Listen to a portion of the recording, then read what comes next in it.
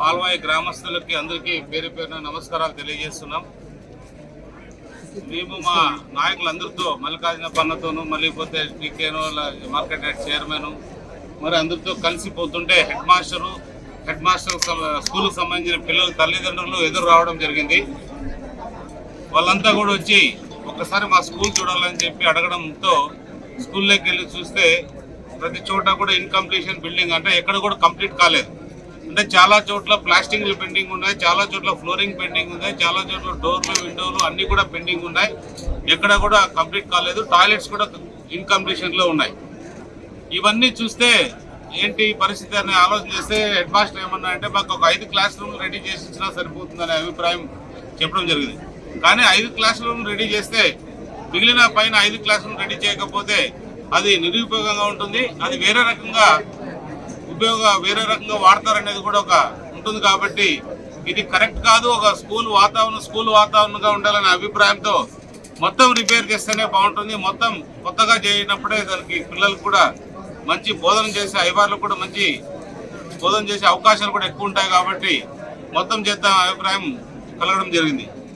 ఏదేమైనా కూడా SRC trust ఏదైతే ఉందో చాలా పనులు ఇక్కడ మన ప్రాంతంలో చేస్తున్నాం. ముందు మేము రకరకాలుగా రాష్ట్రంలో కానీ ఇతర రాష్ట్రాల్లో కానీ మా ట్రస్ట్ తరఫున ఎస్ఆర్సి ట్రస్ట్ తరఫున అభివృద్ధి కార్యక్రమాలు చేసేవాళ్ళం.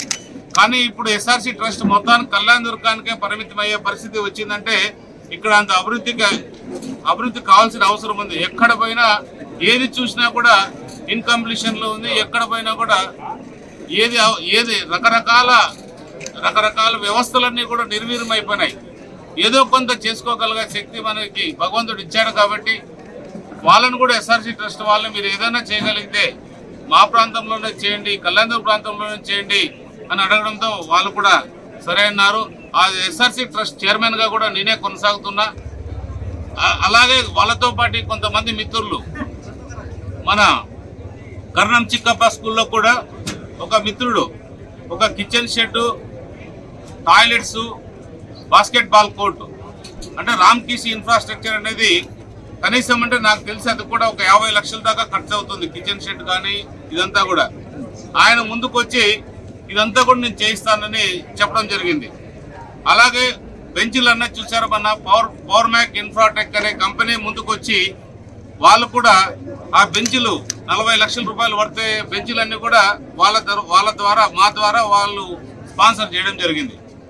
అలాగే ఇంకోటి రుతుగుండ స్కూల్లో కూడా టాయిలెట్స్ లేవు, మాకు ట్యాంక్ లేదని కూడా చెప్పడం జరిగింది. దాన్ని కూడా రిపేర్ చేయించమని చెప్పాను.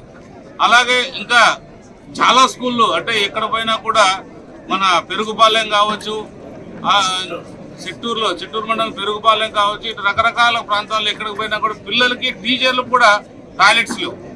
అవన్నీ కూడా పూర్తి చేయాల్సిన బాధ్యత. ఎందుకంటే చాలా మంది మహిళా టీచర్లు ఉన్నారు, వాళ్ళకి టాయిలెట్స్ లేకపోతే కూడా చాలా కష్టమైన పని, వాళ్ళు రారు కూడా డ్యూటీకి. ఇలాంటి పరిస్థితుల్లో పాల్వాయి స్కూల్ ఎప్పుడైతే గుర్తొచ్చిందో వాళ్ళని సంప్రదిస్తే నాకు గవర్నమెంట్ ఎస్టిమేట్ వేసి, ఇది ఇప్పుడు ఎస్టిమేట్ కూడా కాదు, ఇది 2-3 సంవత్సరాల క్రితం వేసిన ఎస్టిమేటు. ఆ రోజు 55 లక్షల రూపాయలు ఎస్టిమేట్ వేసి గవర్నమెంట్ సబ్మిట్ చేశారు. ఈ ఎస్టిమేట్ని సబ్మిట్ చేసిన తర్వాత అదే ఎస్టిమేటు నేను కలెక్టర్ గారికి కూడా చూపించడం జరిగింది. ఇది వాళ్ళ కన్సల్ట్ ఆఫీసర్ని పిలిచి ఇది కరెక్టే, ఇది ఎస్టిమేట్ కరెక్ట్గానే ఉంది, ఇది 50 లక్షల చిల్లర ఏదైతే ఉందో ఇది 50 లక్షల వరకు ఎస్టిమేట్ ఇచ్చారు, ఇది కరెక్ట్ అని చెప్పి ఆయన కూడా ఎస్ఆర్సి ట్రస్ట్కి ఒక లెటర్ ఇస్తారని చెప్పడం జరిగింది. మోస్ట్లీ ఈరోజు ఎస్ఆర్సి ట్రస్ట్కి ఈ 50 లక్షలకు పాల్వాయి స్కూల్ కట్టమని చెప్పి ఎస్ఆర్సి ట్రస్ట్ కూడా ఒక లెటర్ ఇవ్వబోతున్నారు.